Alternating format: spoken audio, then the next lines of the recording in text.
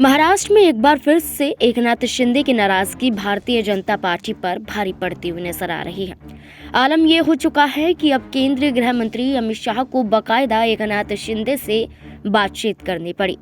Phone पर हुई बातचीत के दौरान एकनाथ शिंदे को मनाने की कोशिश की गई। दरअसल महाराष्ट्र में कैबिनेट बंटवारे को लेकर चल रहे विवाद का समाधान नहीं निकल पा रहा है।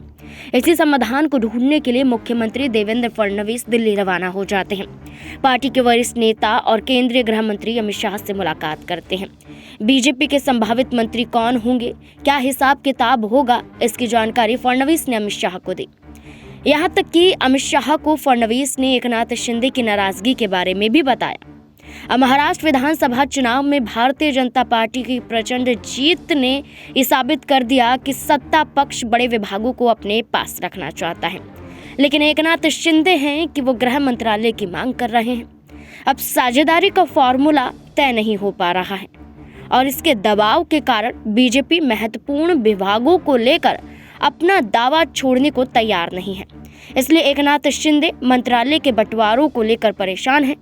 इस बीच बीजेपी प्रदेश अध्यक्ष चंद्रशेखर बावनकुले ने उन्हें समझाने की कोशिश की, लेकिन दोनों नेताओं के बीच हुई बैठक में कोई समाधान नहीं निकल पाया। इस वजह से फडणवीस ने अमित शाह से मुलाकात की, कैबिनेट विस्तार के पृष्ठभूमि को लेकर चर्चा की। इस बीच में ये भी देखा गया कि इस बैठक के दौरान ही गृह मंत्री अमित शाह ने एकनाथ शिंदे को फोन भी मिलाया। अमित शाह को एकनाथ शिंदे की नाराजगी के बारे में पता। अमित शाह के निर्देशानुसार फडणवीस ने एकनाथ शिंदे को फोन किया। एकनाथ शिंदे की मांगों के बारे में खुद अमित शाह को पता चला। गृह मंत्रालय की मांग के संबंध में भी पता चला, उनसे चर्चा की गई। इसके बाद कहा गया कि तीनों नेताओं के बीच पक्ष विपक्ष की चर्चा के बाद सत्ता साझेदारी का अंतिम फॉर्मूला तय करेगी। एकनाथ शिंदे की नाराजगी को दूर करने के लिए जहां पहले देवेंद्र फडणवीस ने फोन पर बातचीत की, तो वहीं दूसरी तरफ अमित शाह ने भी एकनाथ शिंदे पर फोन से बातचीत के दौरान समझाने की कोशिश की।